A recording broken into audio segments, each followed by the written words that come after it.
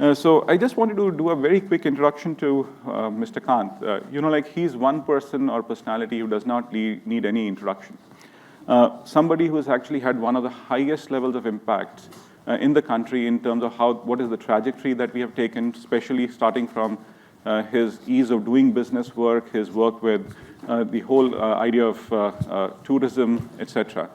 His ideas on urbanization have been stunning. In fact, the most important thing that he did was the Aspirational Districts program. If there is one thing which is going to be having a transformational effect for generations to come, it is going to be the Aspirational District program that he actually ran. And he's been instrumental in really making many, many things across in the country. Right now, he's the G20 Sherpa. He heads the whole G20 effort for the government of India. Quite interestingly, we do a column together with Business World, wherein we write about issues on competitiveness. I am also doing a book with him, with Mr. Kant, on competitiveness, which should be out in the next few months. So it's been quite an effort. It's just been a delight to work with him. And of course, we are also working with him on the G20 effort. There are three things that we are doing. In fact, Richard is also involved in that project. So we are doing it as USATMC, Stanford, and Institute for Competitiveness, wherein we are going to be looking at assessing the presidencies that have actually happened for the G20 era. We are looking at documenting the whole effort that is happening within the country. And we are also creating a research repository, because what you know is that there is not enough of a research repository on G20 efforts, because it has a huge impact. And especially what India is doing is really trying to involve the global south as well, and it could actually have a huge implication for the world in the future. But without further ado, I would like to invite Mr. Kant to make his presentation. Thanks again, Amitabh ji, for joining us today. It's an absolute pleasure and honor for us here at Stanford to have you with us today. Thank you. Over to you, sir.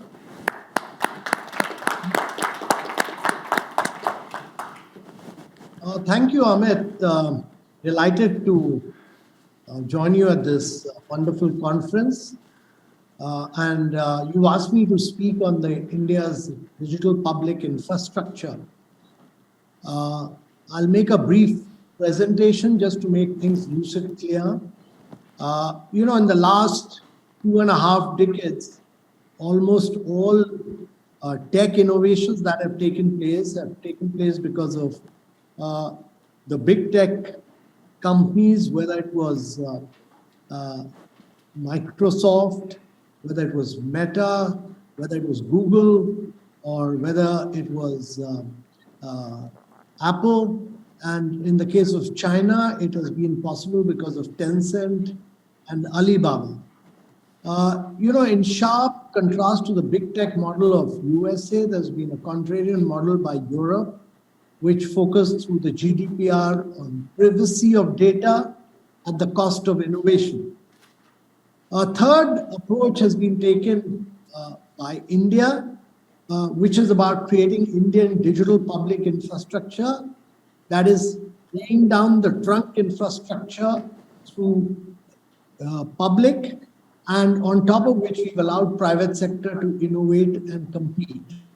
And in my mind, this has had a transformational impact in India, and I think this has been a consequence of basically three things. One is creating an identity layer, which is that every Indian, 1.4 billion people, have a digital identity. Then there is a data empowerment, that is this data empowerment protection architecture, which empowers data to the citizens. So the citizens are the owners of data. It enables secure sharing of data.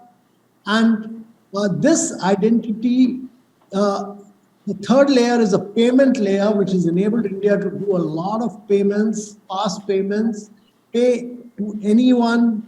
It is interoperable, it is fast, and it is cheap. So what has happened is that we first created identity for everyone. Then we opened bank accounts during 2015 to 2017. Almost 480 million bank accounts were opened in India. 55% of the total bank accounts opened across the world were opened in India. Every second bank account was opened in India. These were then linked to the digital identity. And we have over close to 1 billion smartphones in India, and the mobile numbers were also linked to the bank account. That means that I can transfer money straight from my mobile to your mobile. I can transfer money, which is basically like transferring money from my bank account to your bank account. And all payments, debit, credit card takes place straight from one mobile to another without going through any wallet. Or, for instance, I've not used my debit credit card for the last 4 years. I've not been to a bank, physical bank. I've not used any ATM machine for the last 4 years. So in the payment layer, and I'll dwell upon it at length as we go along. Now, the important thing is that we've created a data empowerment and privacy architecture. And this creates a digital framework that allows the sharing of data on one's own terms through a third-party entity. And this is now being used to enable credit to flow to the MSMEs, to the medium and small industry sector. Now, what is India Stack? India Stack is digital. It's a public good.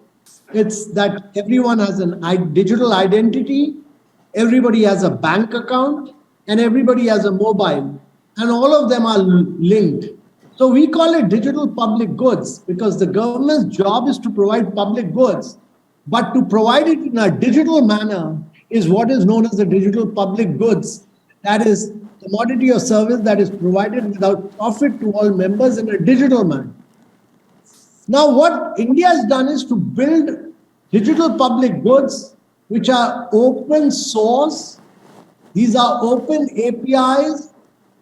They are interoperable. They have open standards and they have open content. And because of this, we've allowed a lot of, because they are interoperable as well, we've allowed a lot of innovation to take place. And India's digital public infrastructure model is very accessible, very affordable, very interoperable, enabling a lot of innovation to take place. So what it has led to is one, low-cost development and accessibility. The costings are very low, accessible at very minimal cost. They are simple and interoperable design. They have led to large-scale adoption and reach. And this has enabled high adoption across government, business, and individual.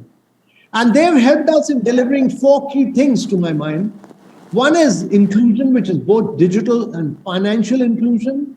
It has led to India leading to a massive amount of financial inclusion. As you would see here, the Global Findex database, what the Bank of International Settlement says is that it has enabled India to do in 7 years what India would have taken 50 years to do in terms of financial inclusion.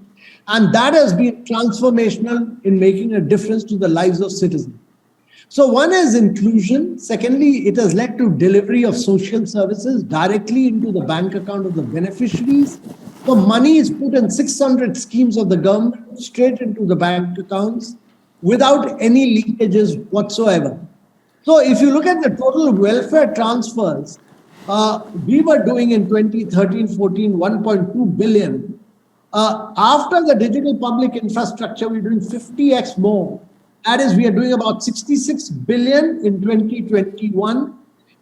Remarkable story of direct benefit transfer to people below the poverty line without any leakage whatsoever. Earlier, this money used to be transferred from the central government to the state governments to the districts, and there used to be massive leakages. Now, imagine 66 billion going straight into the beneficiary's bank account from which he can access digitally. Now, during the COVID period, because of this digital identity and the fact that everybody had a bank account, we could help 470 million people during the initial phase of the COVID-19 pandemic. So the third thing that it has done is the digital public infrastructure has prevented monopolization in the digital space. Now, if you look at majority of the countries from USA, China, Japan, Germany, UK, there is a huge monopolization of the digital space in terms of just a few companies. You look at USA, you'll have Visa, MasterCard, American Express, Discover, PayPal. In India, on top of the railway track, the public track, you have about 40 apps doing fast payments. So India is the only country where Google Pay competes with Phone Pay, WhatsApp competes with Paytm, and this is all competition in the marketplace, which has led to a huge amount of transactions, which has led to low cost growth of the digital payment mechanism in India. So this is a unique Indian model where the platform is owned by the government and the people of India, not the private sector. Private sector players innovate on top of this platform. They are in direct competition. There is no monopolization. The data is owned by the citizens. Payment is in real time. It is instant. And that is why from my mobile, for me, my mobile is my bank. No debit card, no credit card. From my mobile, I make all my payments. The fourth thing it has done is that it has ensured security, privacy, and good governance. And this it has done is because there is three-factor authentication in this. There's a digital ID, there's a data empowerment protection architecture, and it has ensured that there is security, privacy, and good governance through a three-factor authentication.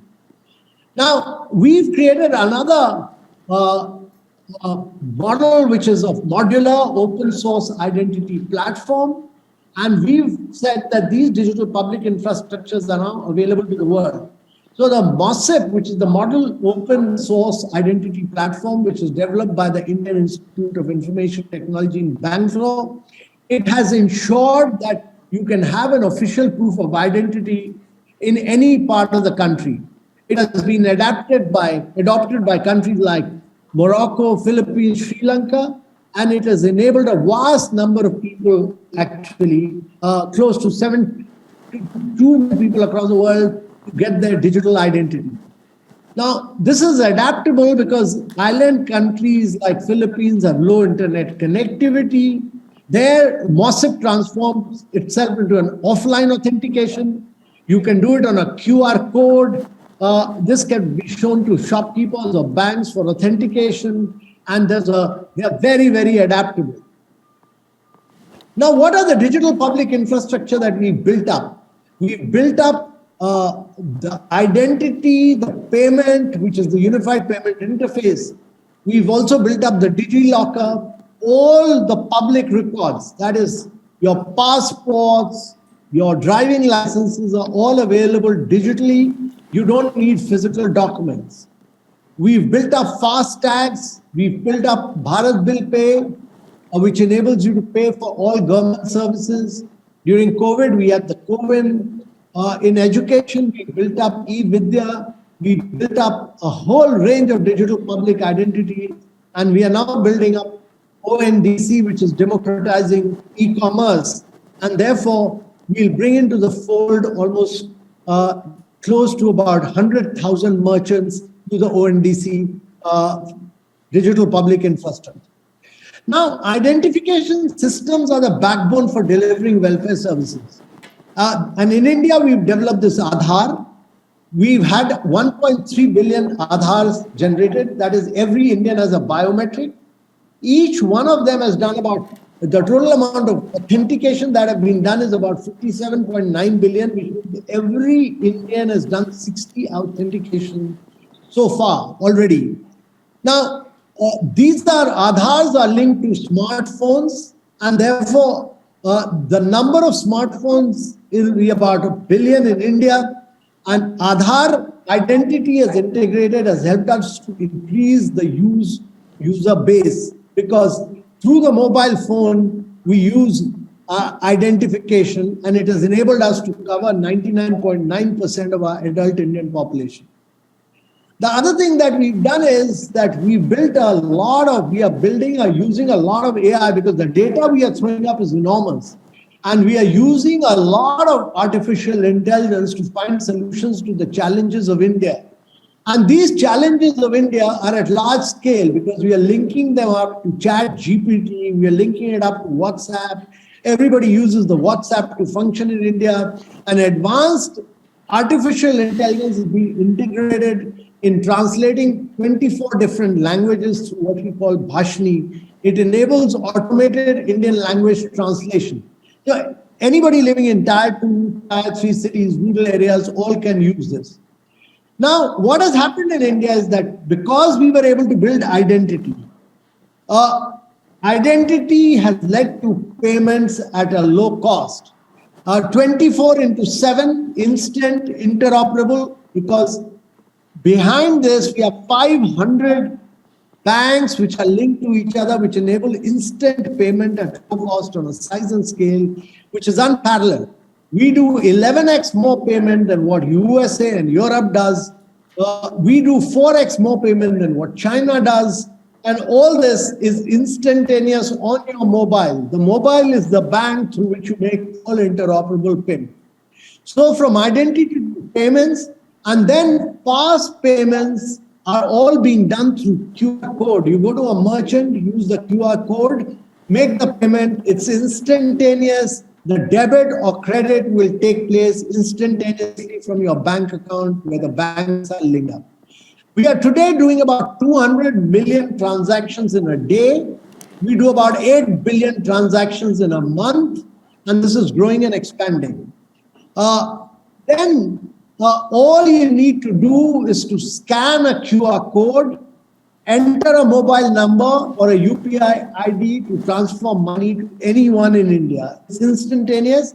All people living in rural areas, Tier 2, Tier 3 cities, people who are selling vegetables, people who are selling milk, everybody is using these QR codes today to do all their fast payments.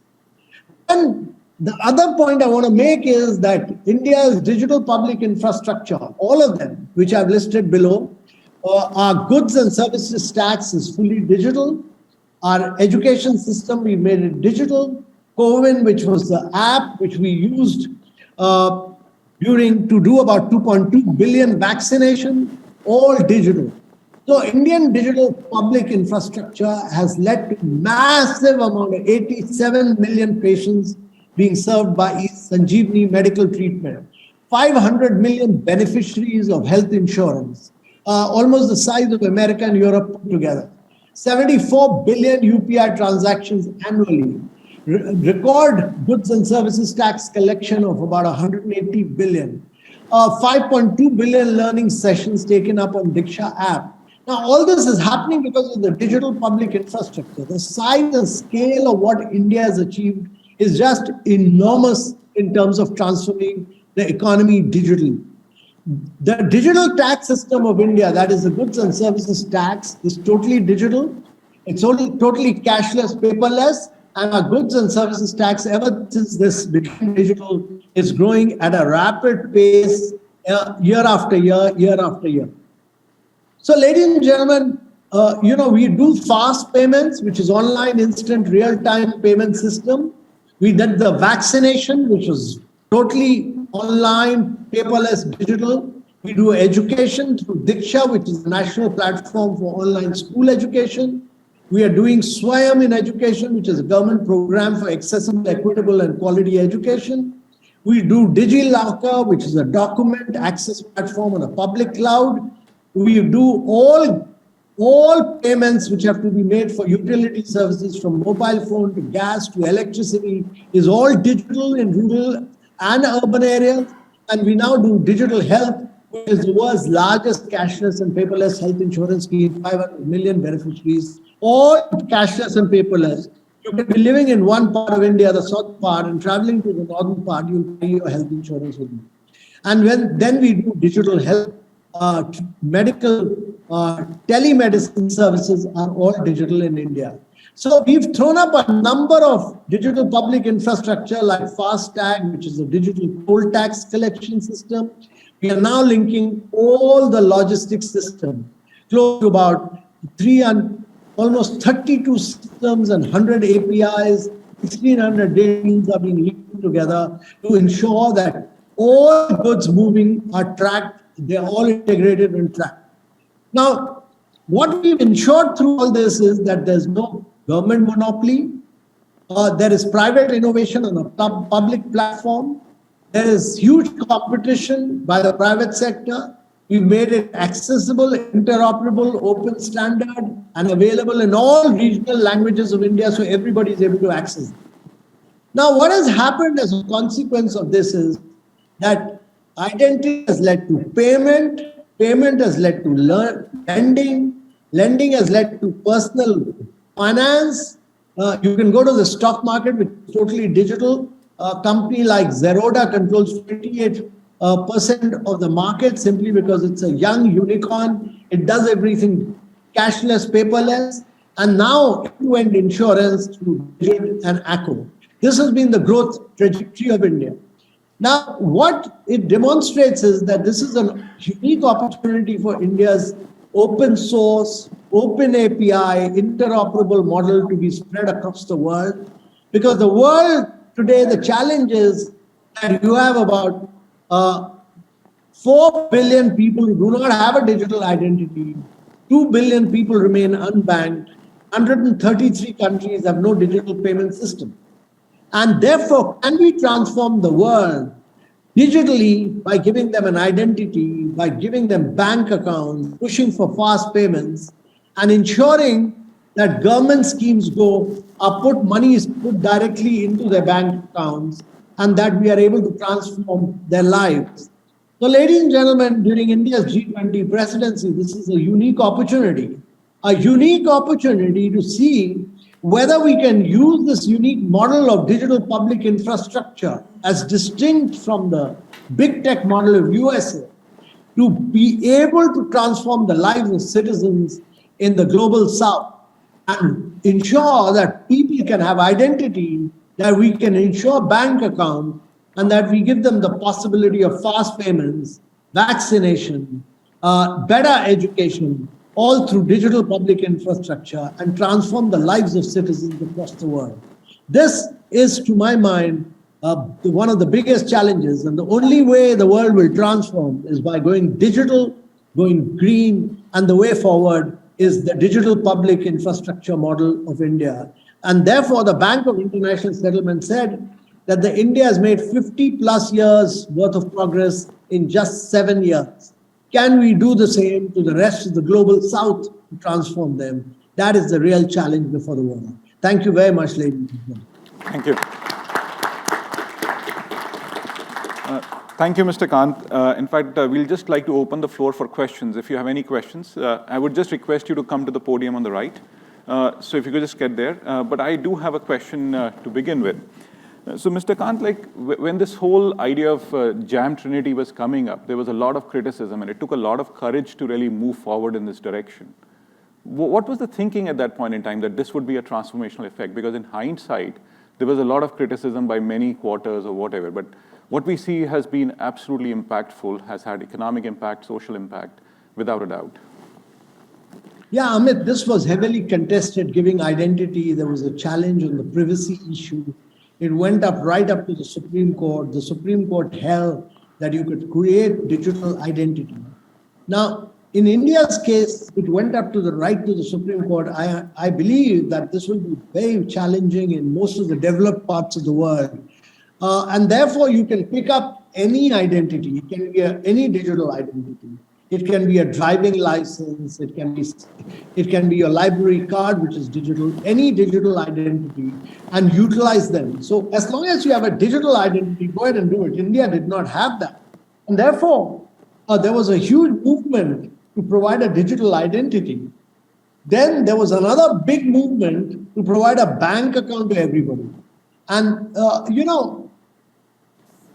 providing 480 million people bank accounts was an enormous job between 2015 to 2017. Then there was another movement to link up the bank accounts with these digital identities. And then we opened up the mobile sector and smartphones. And therefore, you had every Indian today has a smartphone. And the smartphone number is also linked to your bank account. Now, when I was a young officer in Kerala, my job was to transform the lives of traditional fishermen in Kerala. I was able to give them new outboard motors, I could give them new crafts, I could give them new fishing nets. But fishermen were prone to drinking. And therefore, it was very important to open the bank account and put money into it from their daily catches. But opening their accounts, bank accounts, was used to take me 5 to 6 months. Today, we open a bank account in India in less than a minute, using the biometric. So, what I've seen is the transformational story of India. And similarly, we've seen this digital fast payments growing and growing and growing. I have not used my debit credit card for 4 years. The only time I used it was when I was visiting my daughter in San Francisco to hire a Uber vehicle. And in India, the entire COVID process has been totally paperless and cashless. So India is just technologically leapfrogged in a big way because of the digital public infrastructure. Thank you. Richard, you have a question. Yes, thank you very much for your presentation this morning. A lot of the privacy regulations in advanced economies in Europe and in the United States are driven by the right to be forgotten. Things like GDPR and California's privacy regulations. I'm curious how India's approach fits in with this kind of philosophy, and also are there regulations on how companies like Paytm can use the data that they're collecting? Thank you. So, no, that's an important question. So the first thing we did was to build up the data empowerment protection architecture. And that is that the data belongs to the citizen. It empowers him to use the data. And only with the consent of the citizen can that data be used for providing you credit. So the Reserve Bank of India, and it's that provision for providing instantaneous clearance and not post facto is important. And therefore, the account aggregator system was built up based on the data empowerment protection architecture, which is a technical solution to the issue of privacy.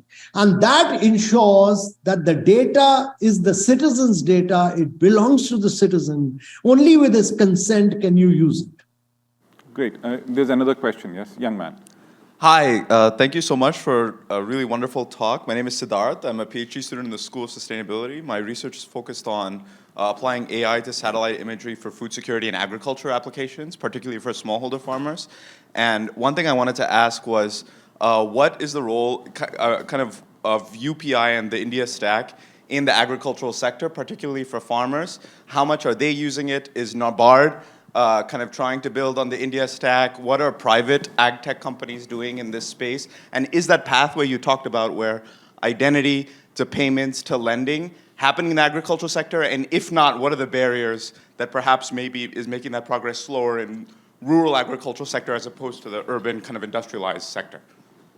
No, that's a very important question. And one of the, the story has been to use the India stack firstly, to provide direct benefit transfer without leakages. Secondly, to provide credit. Thirdly, to ensure fast payment. Fourthly, to ensure what I said, that, what we had not envisaged, the private sector is envisaged, and then you start doing wealth management, like a company like Zerodha or Upstart. Zerodha controls almost 28% of the Indian stock market, totally digital. And then you had insurance companies like Digit and Acko. It used to take months to get an insurance policy. Today, you can get an insurance policy in less than a minute. So the similar process is now being used by several startups in the agriculture sector. Some remarkable work is being done by Indian startups, like several of them in the agricultural sector.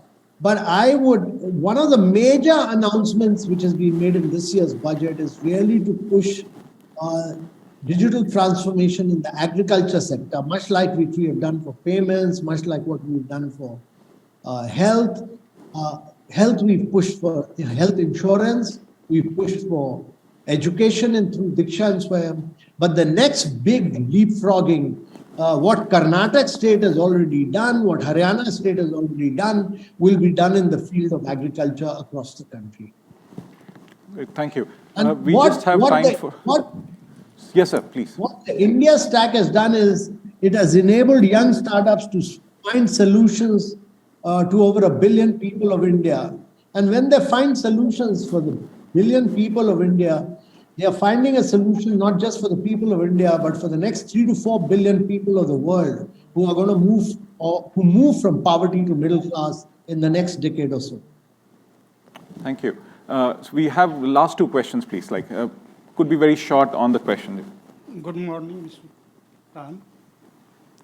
One question, the KYC in the banks. This is not uniform in all the banks in India. Second question is that Jeevan Praman Patra, that insurance companies or some pensioners need to be done, that is not uniform, and some banks accept that and some accept something else. Please, can you do something in this? So, on the UPI system, today there are 550 banks. When we started off, there were just five banks. Today there are 550 banks, and every bank is joining. If you're not a digital bank, you will not survive. If you're not able to do fast payments through your banks, you will go bust. Every bank is going digital. And those which are remaining physical are not surviving anymore. This is a digital transformation which is happening at an unbelievable pace in India. And therefore, everybody is joining the UPI now. And this, to my mind, is the biggest story of India of fast payments. And that's how we've leapfrogged much beyond Europe and USA in this story. Now, you talked about insurance, some things. These are works in progress. Some of these things are also getting, they are work in progress. So I don't have specifics on that particular thing that you asked me about, but I think that's a work in progress. Thank you. One last question. Hi, I'm Prakash Abalkar. My question is really at a macro level. The UPI and its growth should have logically resulted in replacement of a lot of cash transactions, which were the norm for the bulk of the economy. But statistically, the figures on cash in circulation have in fact gone up and not gone down. How do you explain that paradox? Yeah, so, my view is that what has happened as a consequence of GST being digital, what's happened as a consequence of UPI, what's happened as a consequence of FASTags, there's been a huge formalization of the Indian economy. I mean, there is cash because the total size of the economy has grown. I mean, the cash is not totally gone out, but the digital payments have increased in a big way, and every sector is going digital. And therefore, the formalization, India was a highly informal economy, is becoming a highly formal economy, and that's why the collection of GST is going up month by month, it's going up. So if everybody pays goods and services tax digitally, and income tax, 99.7% of the people pay digitally. So what we should worry about is whether there's a higher formalization of Indian economy. And definitely there's a higher formalization of the Indian economy. And secondly, what we should worry about is whether these are dead or live bank accounts. Now, when we started with the Pradhan Mantri Jan Dhan Yojana, women had only 17% of the bank accounts. Today, 78% of the women have bank accounts, and all of them are live bank accounts with about 70,000 worth of rupees in those bank accounts. So that's a huge amount of money in bank accounts which are owned by women. So what is happening is that the financial inclusion for women is taking place in a very big way. Thank you. Thank you, Mr. Kant. This has just been an honor and a pleasure to hear you. And as Vivek just tweeted, it has just been an honor to listen to the innovation czar from India, who's had a huge transformational effect in the country, and I believe it is going to continue to have a transformational effect for lives to come, for generations to come in the country. Thank you, Mr. Kant, for joining us today. It's just an absolute honor.